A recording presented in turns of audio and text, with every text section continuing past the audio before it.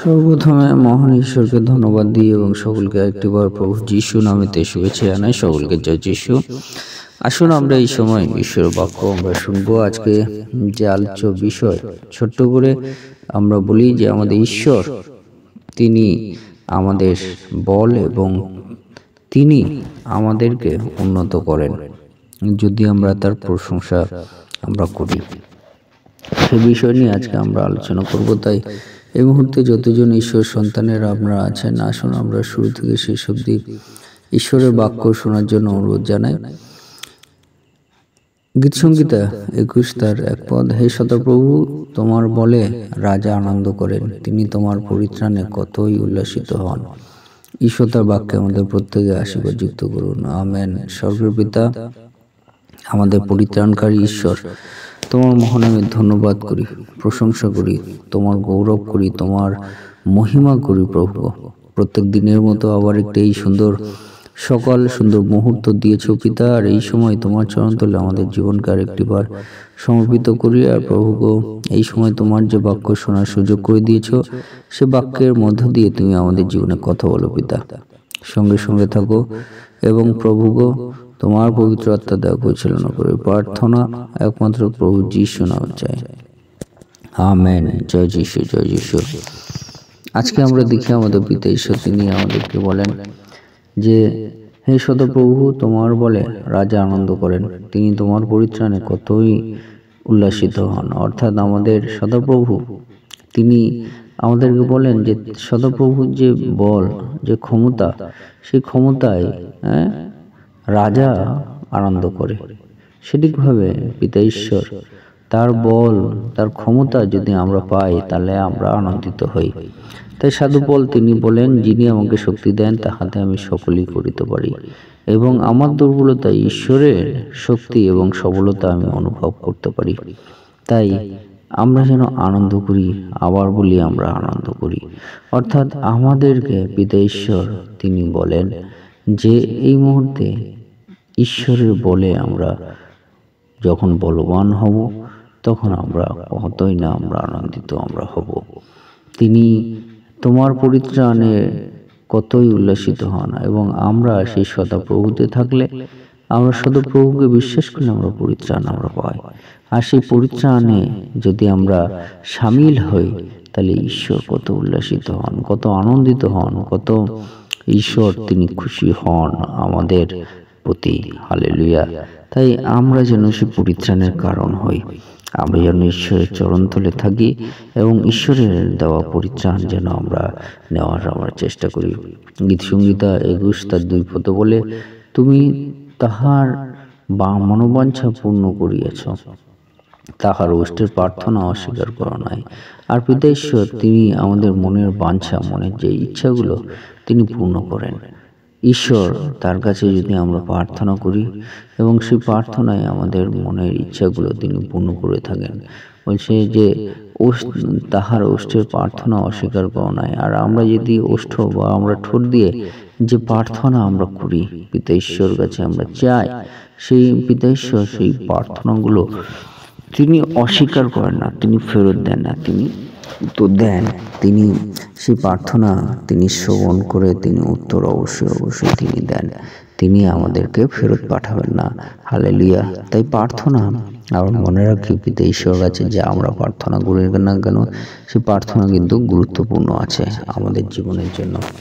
এবং গীতসংহিতা 21:3 বলে, কেননা তুমি মঙ্গলের বিবিধ বর সহ তাহার সম্মুখবর্তী হইয়াছ, তুমি তাহার মস্তকে সুবর্ণ মুকুট দিয়াছ।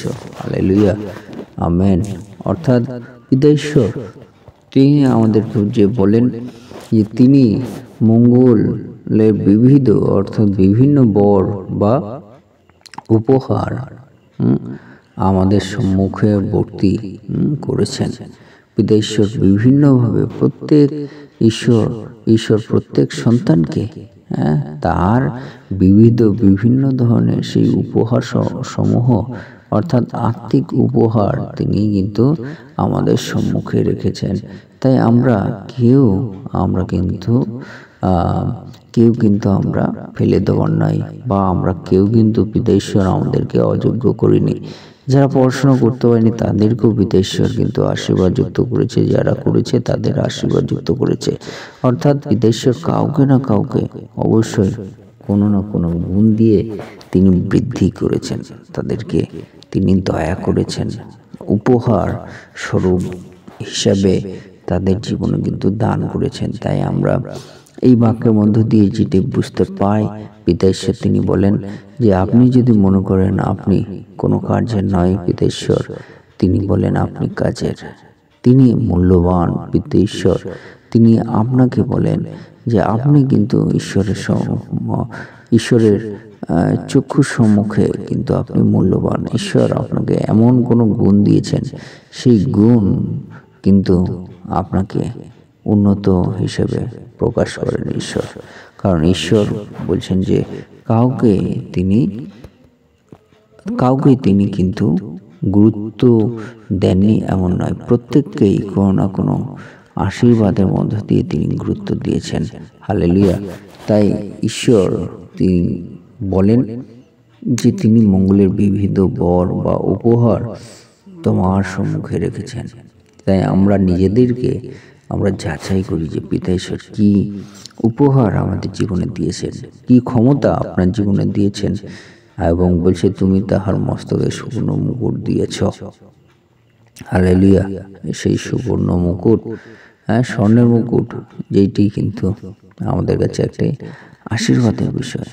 সেই মুকুট কিন্তু আমাদের পিতা ঈশ্বর আমাদের আত্মিক উপহার দেওয়ার মধ্যে দিয়ে প্রকাশ করেছেন। হালেলুয়া। 4 পদ, গীতসংহিতা 21:4 পদে বলে তিনি তোমার কাছে জীবন প্রার্থনা করিয়াছিলেন, তুমি তাহাকে দিয়াছ, অনন্ত কালস্থায়ী দীর্ঘ পরমায়ু দিয়াছ। হালেলুয়া। হালেলুয়া।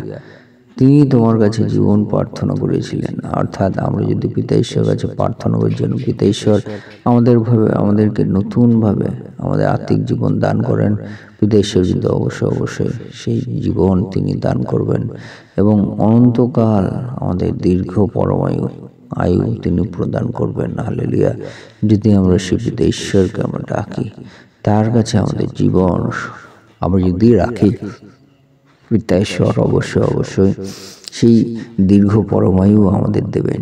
জীবন প্রার্থনা যে আমরা করেছিলাম, সেই জীবন প্রার্থনা কিন্তু পিতা ঈশ্বর আমাদেরকে নতুনভাবে দান করবে। বলছে তোমার পরিত্রাণে তিনি মহা গৌরবান্বিত, তুমি তাহার উপরে প্রভাব প্রতাপ রাখিয়াছ। হালেলুয়া। আর পিতা ঈশ্বর তিনি বলছেন যে তোমার পরিত্রাণে তিনি মহা গৌরবান্বিত। আমরা যদি পরিত্রাণ পাই মনুষ্যরা, তাহলে পিতা ঈশ্বর কিন্তু আরো গৌরবান্বিত হয়। হালেলুয়া। তার শক্তি কিন্তু আরো বৃদ্ধি হয়। হালেলুয়া। তাই আমরা যেন সে পরিত্রাণে আমরা সামিল হই ঈশ্বরকে গৌরব করার জন্য। তাই আপনার পরিত্রাণ শুধু আপনার কাছে লাভজনক নয়, কিন্তু পিতা ঈশ্বর কাছে কিন্তু সেটা আরো মহা গৌরবের বিষয়। হালেলুয়া। তাই আমরা মনে রাখি যে আমরা কিন্তু সেই গৌরবে আমরা গৌরবান্বিত, সেই ঈশ্বরের পরিত্রাণের মধ্য দিয়ে আমরা যেন ঈশ্বরকে মহাগৌরব আমরা দিয়ে থাকি, সেই কার্য যেন আমরা করি। বলছে তুমি তাহাকে চিরস্থায়ী আশীর্বাদ যুক্ত করিয়াছ, তোমার শ্রীমুখে তাহাকে আনন্দে পুলকিত করিয়াছ। হালেলুয়া। এবং সেই মধ্য দিয়ে পিতা ঈশ্বর কিন্তু আমাদের চিরস্থায়ী আশীর্বাদ যুক্ত করেছেন, যেটা হলো আমাদের পরিত্রাণ। এটা চিরস্থায়ী আশীর্বাদ। আমরা মনে রাখি পিতা ঈশ্বর তিনি আমাদের চিরস্থায়ী আশীর্বাদ তিনি দিতে চান, এবং বলছে যে তোমার শ্রীমুখে তাহাকে আনন্দে পুলকিত করিয়াছ। এবং আমরা সেই ঈশ্বরের আনন্দে আমরা পুলকিত হই। হালেলুয়া। তাই আজকে আপনাদেরকে বলি, ঈশ্বর তিনি আমাদেরকে বলছেন যে আমরা যেন সেই পিতা ঈশ্বরে আমরা মহাপুলকিত হই, আমরা আনন্দিত হই। কারণ ঈশ্বর তিনি আমাদেরকে পরিত্রাণ দিয়েছেন, চিরস্থায়ী আশীর্বাদ তিনি করেছেন। তাই 13 পদ, গীতসংহিতা 21:13 পদে পিতা ঈশ্বর তিনি আমাদেরকে বলেন যে হে সদাপ্রভু, নিজ বলে উন্নত হও, আমরা তব পরাক্রম গাহিব, প্রশংসা করিব। Amen, hallelujah. তাই আসুন আমরা সদাপ্রভু কাছে আমরা প্রার্থনা করি যেন আমরা নিজে বলে আমাদেরকে আরো পিতা ঈশ্বর উন্নত হয়, আমাদের পিতা ঈশ্বর, এবং আমরা যেন ঈশ্বরের পরাক্রম প্রশংসা আমরা করি, কারণ তিনি আমাদের চিরস্থায়ী আশীর্বাদ যুক্ত করেছেন। তাই আসুন আমরা সে পিতা ঈশ্বরের চরণতলে আমাদের জীবনকে সমর্পিত করি, তার চরণতলে আমাদের জীবনকে আমরা রাখি। ঈশ্বর তার বাক্যে আমাদের প্রত্যেককে আশীর্বাদ যুক্ত করুন। আমেন। স্বর্গীয় পিতা, প্রেমময় প্রভু, তোমাকে ধন্যবাদ দিই তোমার চিরস্থায়ী আশীর্বাদের জন্য। আর প্রভু, সেই চিরস্থায়ী আশীর্বাদ যে প্রভু উত্তম উপহার, আত্মিক উপহার তুমি দান করেছ, আর সেই জন্য তোমাকে অশেষ অশেষ ধন্যবাদ দিই প্রভু। সেই চিরস্থায়ী আশীর্বাদ যা পরিত্রাণ, জীবন প্রার্থনা করার মধ্য দিয়ে প্রভু তুমি দিয়েছ, আর সেই পরিত্রাণ প্রভু তুমি আমাদের জীবনে তুমি ধরে রাখতে সাহায্য করো প্রভু, যাতে তোমার চরণতলে আমরা থাকি এবং তোমাকে মহা গৌরবযুক্ত আমরা করতে পারি প্রভু। সেই অনুগ্রহ, সেই দয়া প্রভু গো তুমি আমাদের জীবনে রাখো, আশীর্বাদ করো। এবং প্রভু, যতজন প্রার্থনা শুনছে প্রভু গো, সকল সন্তানদেরকেও প্রভু তুমি সেই অনুগ্রহ প্রদান করো। সকলের সঙ্গে সঙ্গে থাকো, তোমার পবিত্র আত্মা দ্বারা পরিচালনা করো। প্রার্থনা একমাত্র প্রভু যিশু নামে চাই।